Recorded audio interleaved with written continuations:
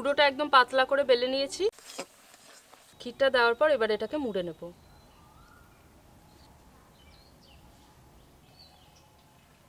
যে দিকটা মুড়েছি সেই দিকটা নিচের দিকে দেব।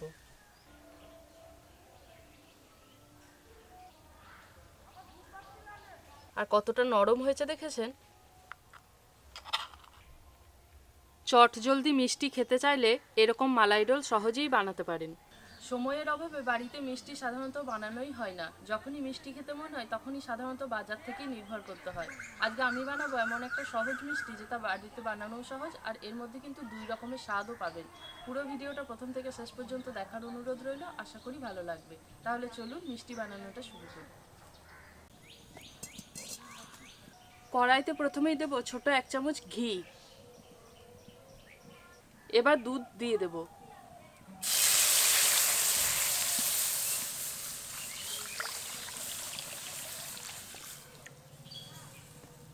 এখন দুধটাকে হালকা গরম করে নেব। দুধ হালকা গরম হয়ে এসেছে, এবার এর মধ্যে দিয়ে দেব 2 চামচ পরিমাণ গুঁড়ো দুধ। এবার গুঁড়ো দুধটাকে দিয়ে ভালো করে মিশিয়ে নেব।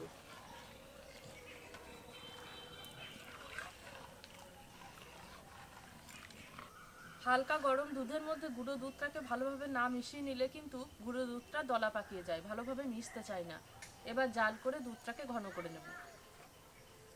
দুধ বেশ কিছুটা ঘন হয়ে এসেছে, এবার মিষ্টির জন্য এর মধ্যে দিয়ে দেব 4 চামচ মতো চিনি।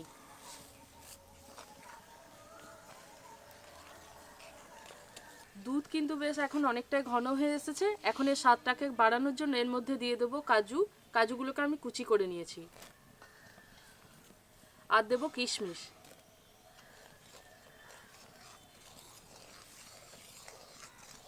ক্ষীরটা প্রায়ই তৈরি হয়ে এসেছে, তবে কিন্তু আরো একটু বেশি শুকনো করব। ক্ষীরটা কিন্তু তৈরি হয়ে এসেছে, আর কিন্তু শুকনো করব না। এবার এটাকে নামিয়ে নেব।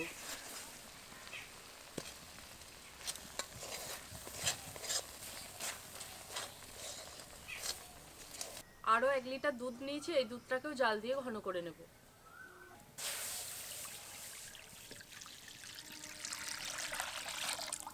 দুধটা ফুটতে ফুটতে এর মধ্যে আমি অন্যান্য উপকরণগুলো দিয়ে দেব। 5 চামচ মতো চিনি দেব। এলাচ গুঁড়ো দেব।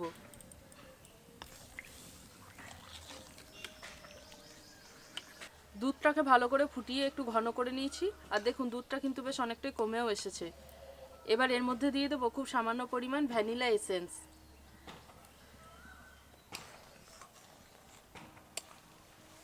ভ্যানিলা এসেন্সটা দিলে কিন্তু এর মধ্যে খুব সুন্দর একটা সুগন্ধও আসে, আর খেতেও দারুণ লাগে। এবার আমি দুধটাকে নামিয়ে নেব, আর দুধটা তো একটু ঠান্ডা হবে, তখন কিন্তু আরো একটু বেশি ঘন হয়ে যাবে। এবার এই ঘন করে রাখা দুধের মধ্যে দিয়ে দেব কিছুটা পরিমাণ কেশর।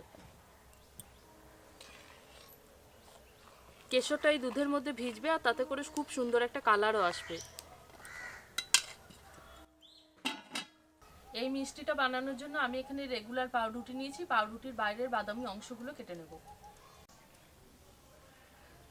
একটা ধারালো ছুরি দিয়ে কেটে নেব, তাহলে কিন্তু খুব সহজেই কাটা হয়ে যাবে। ঘুরিয়ে ঘুরিয়ে 4 ধারটাই কেটে নেব।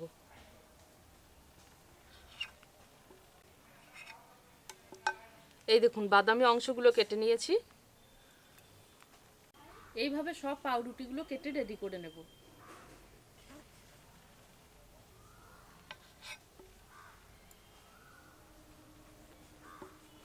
এবার এই সাইড কেটে নেওয়া রুটিগুলোকে আমি বেলে চ্যাপ্টা করে নেব। একদম হালকা হাতে একটু চেপে চেপে বেলবো।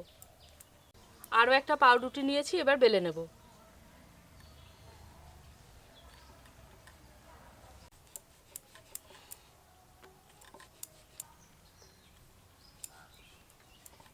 পুরোটা একদম পাতলা করে বেলে নিয়েছি। এবার এর একটা দিকে আমি এই ক্ষীরটা দিয়ে দেব।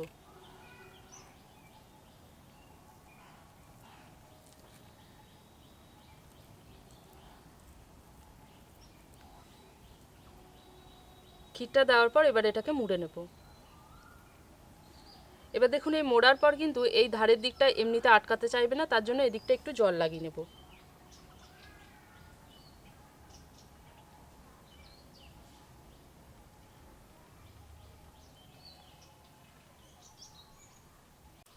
বাকি পাউরুটিগুলো একইভাবে পুর দিয়ে ভরে তৈরি করে নেব।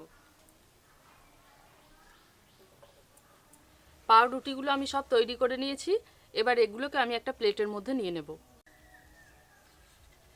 যে দিকটা মুড়েছি সেই দিকটা নিচের দিকে দেব।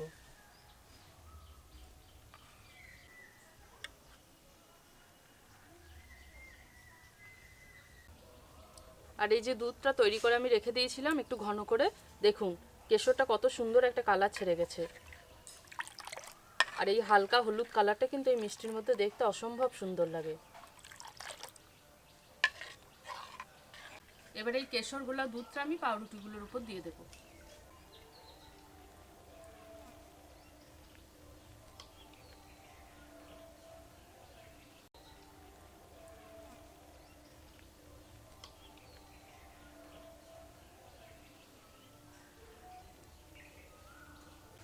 আর দুধের মধ্যে পাউরুটিগুলো ভিজে বেশ সুন্দর হয়ে যাবে আর খেতেও দারুণ লাগবে এটা।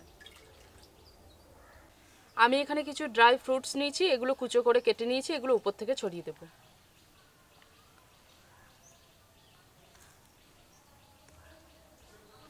পেস্তা দেব,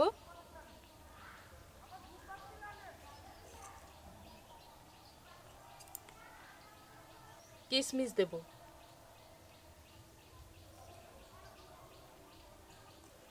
শুকনো গোলাপের পাপড়ি ছড়িয়ে দেব,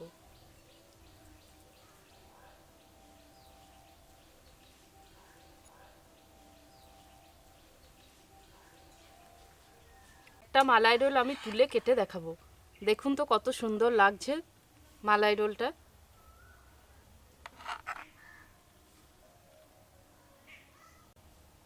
আর কতটা নরম হয়েছে দেখেছেন।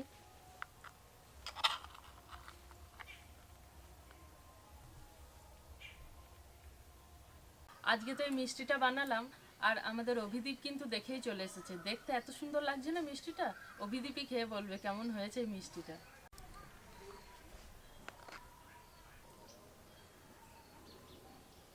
দারুণ স্বাদ, দারুণ নরম হয়েছে, ভালো লাগছে খেতে। আর এই মিষ্টিটা খেতে এতই সুন্দর লাগে, মানে এটা যে পাউরুটি দিয়ে বানানো হয়েছে সেটা কিন্তু বোঝাই যাবে না, দারুণ স্বাদের। কিন্তু আজকের এই ভিডিওটা কেমন লাগলো অতি অবশ্যই জানাবেন, পারলে বাড়িতে একবার তৈরি করে দেখতে পারেন। আর চটজলদি কিন্তু এই মিষ্টিটা বানানোও হয়ে যায়।